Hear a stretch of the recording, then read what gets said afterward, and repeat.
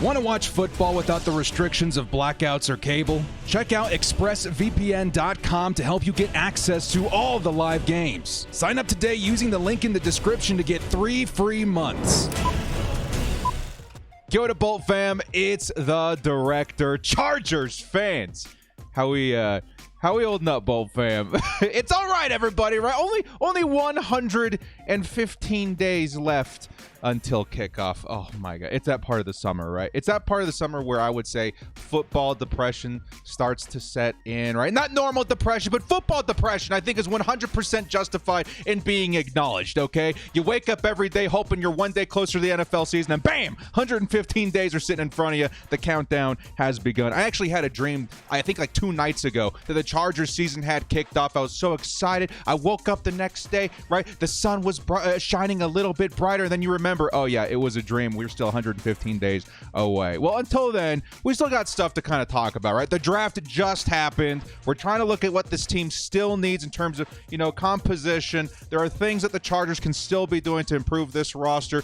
Where the hell is John Johnson at this point? Who knows? We're going to talk about that a little bit. But as a reminder, everybody out there, this video is going to be about free agents, okay? And as a reminder to everybody out there, the Chargers, I would say, signed some of their most impactful free agents, I would say weeks after the NFL draft last season. So there's no reason to think that that couldn't happen again this year. So in today's video, we're going to be talking about the remaining free agents that I think the Chargers should be targeting, what the roster's kind of going to be looking like without them or with them, et cetera, et cetera. So we're not done yet, Bull fan. We got a long summer in front of us, but I think there's plenty to talk about in terms of how this team can compose itself on the way to kickoff. So before we do kickoff, guys, speaking of which, shout out to the sponsor, Underdog Fantasy. If you guys want to get in on the best fantasy platform on the web, use code DIRECTOR to match your first deposit up to $100. All right, dudes, let's get into it. Before we do, hit us up with a like and sub if you do enjoy this Chargers content. Small amount of time you guys take to hit the like, sub, bell notification helps me out a lot. Let's get into this one. Lights, camera, 115 days. Action!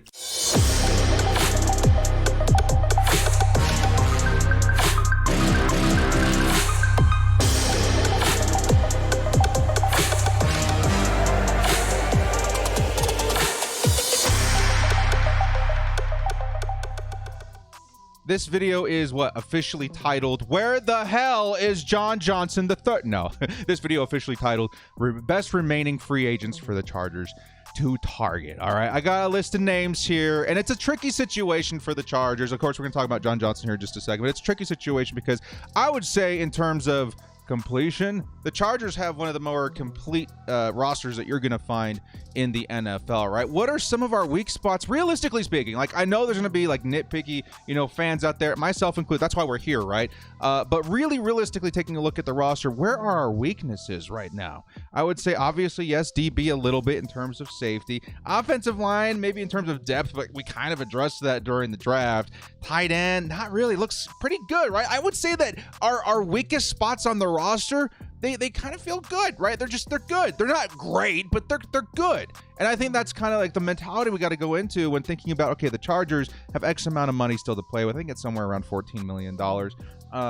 Where is that money best allotted? Is it wise to be spending this money this season, with Justin Herbert's contract just around the corner? Do you want to start saving up for something like that? Now that we have a really complete roster, do you want to save that during the offseason in case there are injuries and some of these guys are still available, which I do not think will be the case?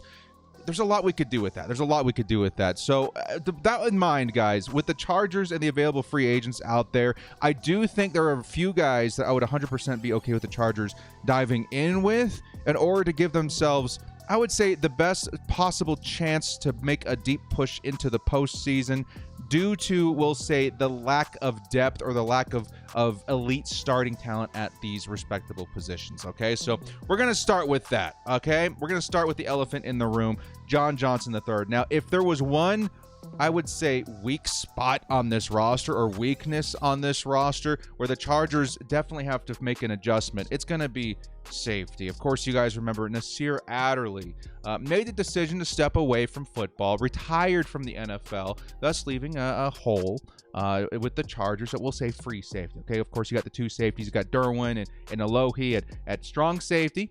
And then this last season, I think it was JT Woods backing up Nasir Adderley. Now we have a need there. And one thing I keep trying to explain, maybe I'm doing a bad job at it, but one thing I think is vastly important for Chargers fans to understand is how important the safety position is to the Chargers system, right? The Chargers defense heavily relies on these safeties, not to just be available, but to be playing at a pretty decent level. And right now, the Chargers, we've been spoiled, right? I think Nasir Adderley, you know, he could have been better. He didn't really turn into what we all thought he was going to be when we snagged him a few years back in the draft. So I think in the second round, right? We're all super hyped about that. He was okay. He never really developed into that elite playmaker that we were hoping he would be. But that being said, like, he wasn't the worst, you know, safety out there. He definitely wasn't, you know, a liability like we've seen in seasons past. And that's kind of where I'm trying to get at with this, is that we were okay at the safety position, okay? And the safety, again, you need to at least be okay in the system that Brandon Staley's trying to instill here, that he's been using the past couple of seasons now. And that's going to be, again, we see a lot of, you know, two-shell, high safety kind of looks. The Chargers have been pretty good at making sure that somebody was manning back there that was somewhat capable. Of course, we did see our share of, you know, touchdowns, you know, beating the safeties over the top, et cetera, et cetera. It's something that we have to get better at. But right now, as of today, if you took a look at the roster right now, we've taken a step backwards because we do not have Nasir Adderley. Now, if you're asking me, Director, you know, who's the man with the plan right now at the free safety position for the Chargers, I'd probably tell you it's Alohi Gilman. And I don't feel very good about that. I think Gilman has taken a step forward. He's been a good player the last, I would say, season. He's really stepped up. But I like him in his role now, which is kind of like that relief player of Derwin James, specifically at safety, right? Or at strong safety, or even in the box sometimes as a run support kind of guy. That's kind of how I view a Alohi Gilman.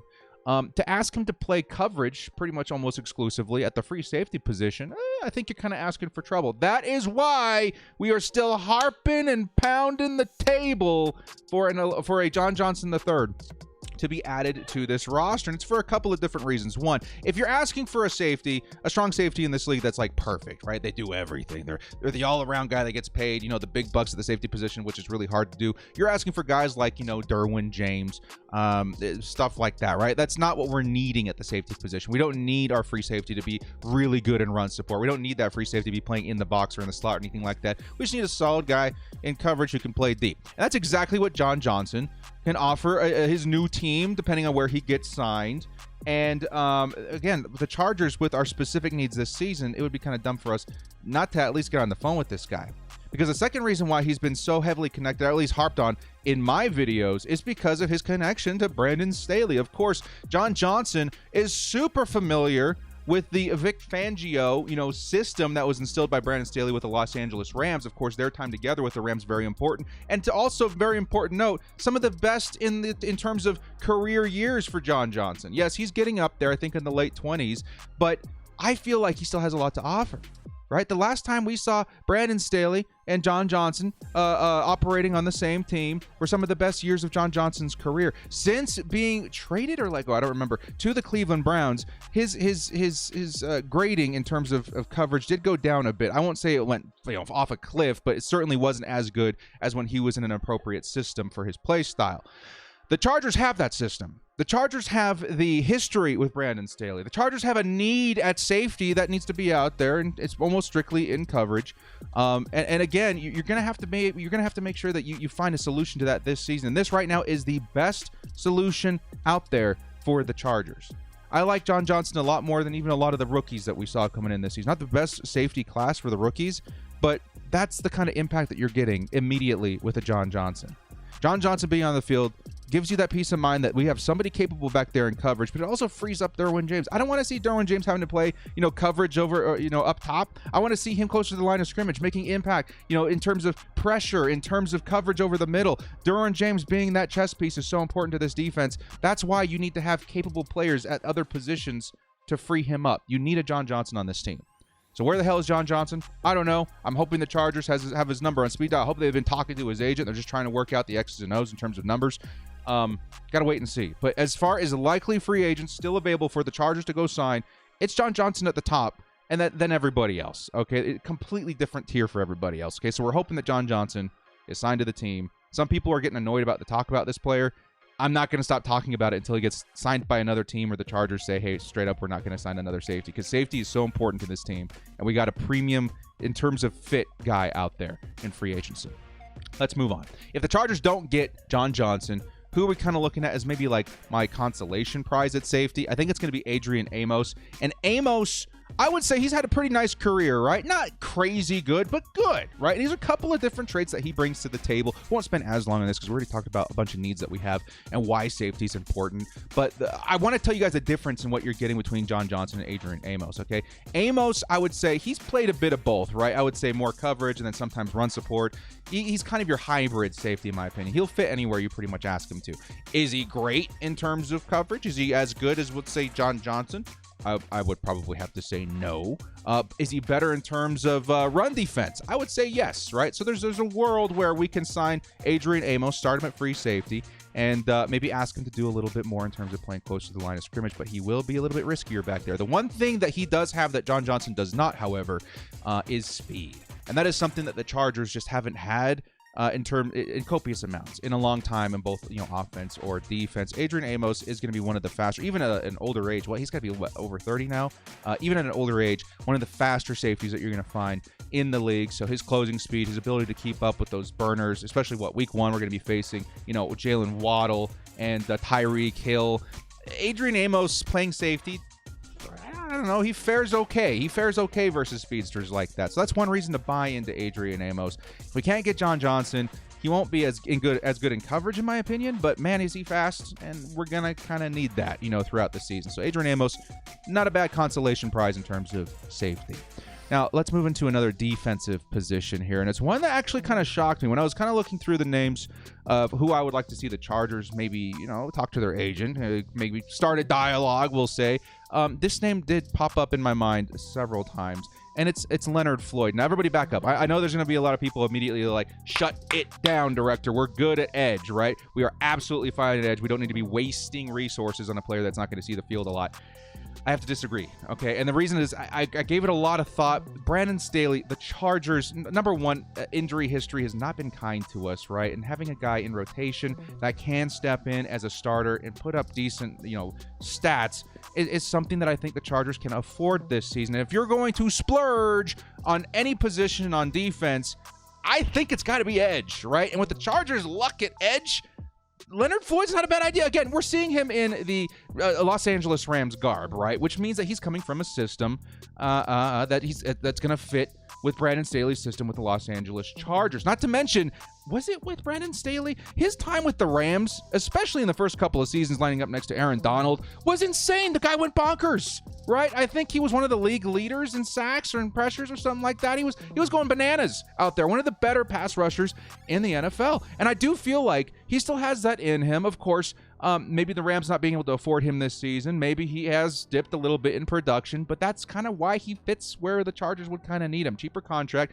playing more of a rotation backup kind of role. And the Chargers, if they want to go crazy, if they want to go bananas, if they want to go, full Brandon Staley, they could throw out Joey Bosa, Khalil Mack, Tooley, and Leonard Floyd at the same time with like a single nose tackle and Sebastian Joseph Day. Imagine the crazy amount of pressure the Chargers will be generating this season if all these guys are available, and then also having premium depth to go through throughout the course of the season.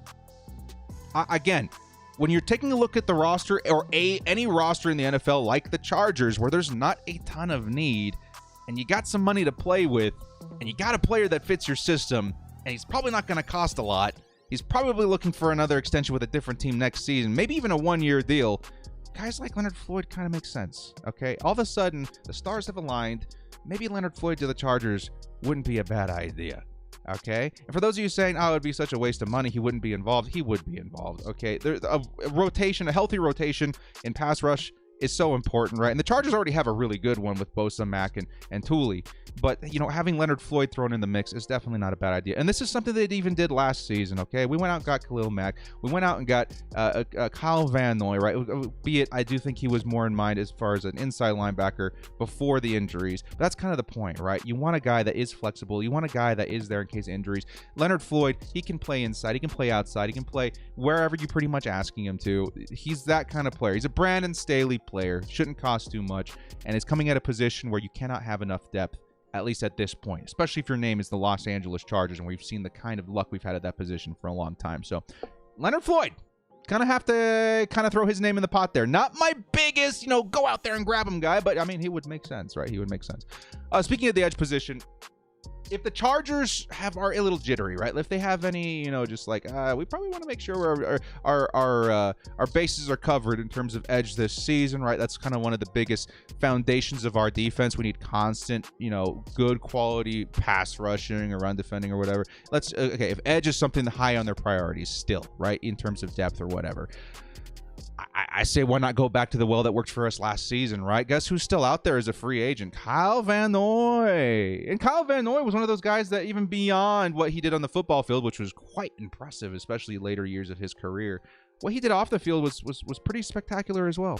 He had an interview with Pat McAfee, I would say, like halfway through the season last year, and talking about getting the guys together for players-only meetings and the kind of things that leaders do in terms of instilling confidence and leadership and all that kind of stuff on a team. The kind of stuff you saw in like those blockbuster football films, right? I remember the Titans. You guys remember those like off-field, sort of meetings. It's kind of like we're serious about this individually, not just because, of the money or of other reasons outside of football. We want football because of football. And that's kind of what Kyle Van Noy reads to me, right? He's a football man. And what he offers in terms of leadership, I think, is very worth adding him to the team this season. Again, he's a very flexible player, plays inside linebacker, plays edge, plays, a defensive end, pretty much wherever you need him. But what he offers in terms of leadership as well, I think that's worth the price tag. I do. So in guys that I really hope return this season, I think Kyle Van Noy would be worth a shot, and we all know he's not going to be especially expensive. We know he likes it for the Los Angeles Chargers. We're not especially, hurting at the position, but just having that rotation in there, having that backup, I like it a lot. I like it more than Leonard Floyd. I've seen Leonard Floyd connected to us. It makes a lot of sense, but I would say if we're still looking for some more depth, if we're looking, for some more guys to rotate, I just bring back Kyle Van Noy, man. He was awesome, and he's not going to cost a lot, okay? So let's move on. Let's talk a little bit about offense. There's not much in terms of offense that I'm looking for this season. The Chargers really addressed my biggest concern, and that was speed at wide receiver. And we got two guys that are just going to be awesome at accomplishing that, right? Quentin Johnston, the fast, big receiver. Did you guys see some of the footage from the rookie camp? Ooh, seeing the way that guy moves with his size, he's going to be an awesome target for Justin Herbert. But even outside that, oh my God, did you guys see some of the footage of Darius Davis running around out there? I'm not going to say nothing. I'm not going to get ahead of myself because we know what he is. He's going to be a return specialist. He's going to be a gadget player. His ceiling isn't that high, but he looks like a little lightning bug version of Tyreek Hill out there a little bit. I have to say, okay, I'm knock on wood. I don't want to jinx it or whatever, but he looks really fast, really good. Some of the best speed we've had on this team in years. Okay, my point is, I don't want to get too off. My point is, the Chargers went out there and they dressed, I would say, my biggest concern on offense. But there is still a situation brewing when it comes to the Chargers offense, even though it looks really good on paper right now, and that is the running back position. Ooh, we have the whole Austin Eckler situation, right, where we don't know what's happening this season for sure, although it sounds like he's going to be playing out the remainder of 2023 and then entering free agency next season. But again, that kind of opens up a new problem for next year. Even if we're not even looking that far ahead, what do the Chargers want this year in the running game? It has to improve. Last season wasn't that great. I know that Kellen Moore is going to be walking in here as a new OC, wanting to instill some form or some version of what he had with the Cowboys in Tony Pollard and Ezekiel Elliott. All right, you got to have a solid running foundation in order to have an overall healthy offense. And that's something that I think a lot of people overlook when it comes to the Cowboys offense last year. The last several years that have been so good. They look great through the passing game. They got CeeDee Lamb. Dak Prescott's a heck of a quarterback. You got other receivers that complement that have been very, very nice. You got a tight end in Dalton Schultz. It's been an awesome offense passing-wise for the Cowboys for so many seasons. But what often goes overlooked is going to be that run game. There's a big reason why that passing game was so healthy is because the run game was actually very productive. The Chargers, we don't really have that. It's going to be something the Chargers have to build this season. In order to build that, for one, you have to be confident in your RB1 in Austin Eckler, which I don't know what's happening with that. I think he's going to play this season, and he's going to be a featured player on this offense, but it's still a question mark. And two, what's the backup role, the complementary running back role? Who's that going to? Joshua Kelly? I think he'd be okay. If I were the Chargers looking for an in-house name, I would say it's definitely going to be Xander Horvath. Turn Xander Horvath into Mike Allstott, okay? Give him that Ezekiel Elliott role from last season. That's beautiful, right? Chef's kiss. That's what I want to see with this offense. Get Xander Horvath more involved in that Ezekiel Elliott role. But if you don't want to do that and you want a traditional, fullback, you want to run with an offense that's a little bit more traditional, the Chargers can go out there and sign a running back. And the one that makes the most sense, again, I hate to say it, everyone's going to hate me for this, whatever, Ezekiel Elliott makes the most sense, okay? We're not going to pay him big bucks, all right? Flat out. The Chargers should not be paying a lot of money to the running back position. If they're not going to pay Austin Eckler, they shouldn't be paying anybody. If they're going to be bringing anybody in, it's got to be for pretty much table scraps at this point, right? You're trying to earn yourself a bigger contract with another team next season, whatever the case may be. Maybe they're just a journeyman. They're playing wherever they're needed. That's kind of what it feels the running back position feels like right now in the modern NFL. And if that's the case, and it makes sense, right? The Chargers should go out there and sign a running back because of the question marks revolving around Austin Eckler. We don't know what's going to happen with Eckler next season. We might need one of these guys next season. We might need to find a new identity in the run game this season because of that situation. Austin Eckler, the man with 20 touchdowns a season, guys, this isn't a small problem. The Chargers got to figure this out. They have got to have at least some sort of plan going forward because he's a big part of this team. And the way you can do that is by signing guys right now. So the best, most obvious move that you can make if you're a Kellen Moore trying to help your run game out, not solve it, but help it, is sign Ezekiel Elliott. Okay, we have our version of Tony Pollard on the team, right? Austin Eckler is a better Tony Pollard. Okay, we got pretty much the Christian McCaffrey of the NFL on our team right now. The best receiving back in the NFL, if you're asking me right now, is Austin Eckler. But you're going to need some sort of complement because although Austin Eckler being the best receiving back in the NFL last season, that didn't help the Chargers in terms of our production on the ground, and that's what we're trying to improve. We don't have to overhaul it. We don't have to be like the next big, running football team, the next Nick Chubb, Cleveland Browns, give it to the halfback every kind of. We're not that kind of offense. We're a passing team, but we need somebody to help give us those hard yards on the ground, and I think Ezekiel Elliott is one of the guys that fits that mold. He's got a perfect, chemistry already with Kellen Moore. He's got familiarity, with what his skill set is, what Ezekiel Elliott can offer. It's just kind of like the writing's on the wall at this point, especially with what's going on with the Chargers running back room. Ezekiel Elliott makes a lot of sense. And again, the signing of Ezekiel Elliott would be so riddled with, things that need to happen in the background. He's going to have to get paid a lot less money. He's going to have to come in here knowing his role as an RB2. And he's going to have to be humble about it, right? I don't want to see any of that cowboy attitude. And I feel like he would be a great signing. I really do. But it's got to make sense, right? It's got conditions is what I was trying to say. Under the right conditions, I think it would make a lot of sense. If the Chargers don't want to go Ezekiel Elliott, I think a couple other good options might be Kareem Hunt. Now, I'll say on the surface, right, Kareem Hunt doesn't really fit the Chargers culture, in my opinion. If you don't know his background, you can look it up for yourselves, whatever. I'm not a big fan of Kareem Hunt. Okay, we'll just say that right off the bat. But his skill set makes sense for the Chargers. He reminds me of a better Melvin Gordon, okay? Not because of the dreads, but because he's decent in receiving. That's something that Melvin Gordon definitely got better at later on with the Chargers. But he's also an overall decent running back, right? You can hand it off to him. He can turn 3 yards. He's not going to be considered like an every down back, but he's good at what he does, okay? So I think Kareem Hunt would be a good idea. If you're just looking at the football side of it, I would probably pass on him. If I'm being honest with you guys, I would pass on him. I would still take Zeke over him. But there is one other guy that if I were the Chargers and I was like, hey, man, let's do something crazy. You want to get crazy? Let's get crazy, right? Let's get crazy. If I were Kellen Moore, right, and I was like, all right, we need that bruiser. We need the hard yard guy. We want to keep Xander at fullback. This is what we do. We're going to go out there. We're going to sign Leonard Fournette. That's where I'm at, okay? That's where I'm at. I think that would be fun, okay? Leonard Fournette, he was a featured player for the Tampa Bay Buccaneers. I don't know what he's looking at in terms of money. If he's too much, obviously we're not going to sign him. But how fun would that be, man? This is a true bruiser in the NFL. He's got a little bit of upside, like Derrick Henry kind of upside in terms of pass catching, right? He's not the best, but not terrible. He's kind of working on it. But, man, you hand this guy the football with 2-3 yards to go, you're probably getting that first down. You know what I mean? And that's something the Chargers haven't had in a long time. And that's something that I hope the Chargers start trying to do this season.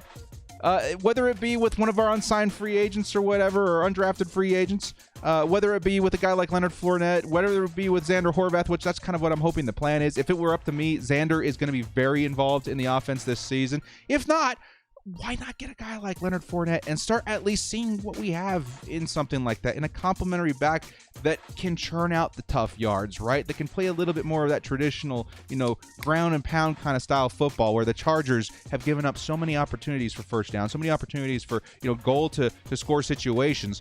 Why not have a guy like that on the roster that you can feature a little bit more? Again, if it were up to me, it's Xander 100%, but why not? Why not? If it were between all these running backs, I would say I would rather, if money is a big factor, but if it wasn't a factor, I would probably go Leonard Fournette, then Zeke, then Kareem Hunt. That's kind of where I'm at, okay? Last couple of guys we're going to mention on the defense. Actually, we're going to skip one part. We're going to actually go to this part here. We're going to go to the last part on offense. The last signing I would make on offense would probably be at tight end. I think we're pretty much good everywhere else, okay? And the only reason I'm even mentioning Max Williams, by the way, that's who's on the photo right now on this video, is because of what he offers as a pass blocker and a run blocker. The Chargers kind of been messing around with Trey McKitty for a couple of seasons now. He's been not great, right? And if the Chargers are really trying to instill something that is improving the run the run offense, they're trying to get that tight end more involved. I would say let's stop messing around. Let's just bring in a guy that does that. Max Williams is not going to cost a lot of money. He's going to be your blocking tight end. He's already proven he can come in for a year, maybe two. You're looking to draft a guy of the future. Who knows? But that's just one thing. Okay, and there might be other free agent tight ends like that. I don't know. I didn't really look into the tight end market very deep. I just saw Max Williams' name and I was like, oh yeah, he's pretty good at blocking. Let's go ahead and get our tight end 3 in here and feel better about our blocking, over a Trey McKitty, okay? So with that in mind, let's move into the defense. Last couple of guys I kind of want to mention are at DB. And again, when we were talking about how important safety was, corner is also very important, and it does have question marks revolving around it as well, mainly J.C. Jackson. We heard that J.C. is on a good road to recovery. Again, we don't know what the actual situation is. The Chargers, in terms of depth, maybe not the best that we've seen in terms of DB. I would say our starting 3, Vato, Asante Samuel, and JC. The backup after that is probably Jasir Taylor. Okay, and I think Jasir Taylor is pretty good, and he's got some decent upside. It's still a little bit concerning. So if the Chargers want to go out there and reinforce their DB group a little bit, I would say it's not a bad idea to open up that black book of contacts from your past, right? Guys that are familiar with what you're about, what you want to do on defense. I think Casey Hayward, a reunion there. It's something that Chargers fans have been asking me about. Like, Director, what's your opinion on this? What do you think he's wide? I don't know. I don't know where his play level is at right now. I don't think it's anywhere near it was a couple of years ago. But in terms of a guy that is there for depth, in terms of maybe playing the nickel a little bit, coming in there, getting involved, I like Casey Hayward and his being reunited with the Chargers. I really do like that quite a bit. And he's not going to cost a lot of money. The guy that makes even more sense to me is the guy that was on the team last season, in Bryce Callahan. The Chargers, they ask their slot guys to do a lot of work for him, okay? And Callahan, surprisingly, he did pretty good. Not perfect. There's games where he really, dropped the ball, where he really blew it, but he was pretty good, right? I would say he was pretty good. And that's another name, just like Kyle Van Noy. I'm like, it worked, right? Let's just bring him back like we did with Morgan Fox. If you want to get an upgrade, in my opinion, though, if you want to get a guy that has the upside of really helping in terms, especially from the nickel or the slot, you want basically a guy that can go in there and play a bit better at man, right? I think the Chargers, they are shifting. If you guys believe me or not, whatever, agree with me or not, whatever. I think the Chargers are shifting to more of a man defense. If you want a guy that's maybe a little bit better in that department, I would take a look at Marcus Peters. Last I saw a little thing this morning on my phone that he was visiting with the Raiders. Don't like that, but again, he's not what he used to be. But for what he is, for what he would cost, for what he fits in terms of scheme, I think the Chargers would get a bit of an upgrade there in terms of corner and help themselves out in terms of depth. Again, in terms of priority, the Chargers, they don't really have a bunch of needs. They don't really need any of these guys other than the guy that we listed at the top of the show, John Johnson. That's the only guy I think we need. Everything else is more of like a luxury kind of thing, right? We don't need another edge, but man, Kyle Van Noy coming back would be awesome. We don't really need a running back this season. We have Austin Eckler, but man, would a Leonard Fournette bring a fresh, flavor to the Chargers' run offense, right? We don't really need a Casey Hayward right now, but having depth is not a bad idea, and that's kind of where the Chargers are at right now. So you guys in the comment section below, you can let me know if there's any other free agents that we failed to mention in this video that you would like to see. You guys can also mention some of your favorites from this video. Outside, let's say we all know we need John Johnson, okay? I don't want to see John Johnson all over the comments. But outside of John Johnson, if you could choose one of these guys, who would you bring to the team? I think is a fair question. Because other than that, I think the Chargers team looks very healthy. And anything at this point is just kind of helping us take that extra step over the top to maybe make a deeper playoff push if we do make it in there. So let me know what you guys think. Well, if you guys did enjoy this video, hit us up with a like and sub on your way out. Thank you so much for joining me. This has been The Director. We'll see you next time. As always, bolt up and stay frosty. 115 days to football. Kill me now.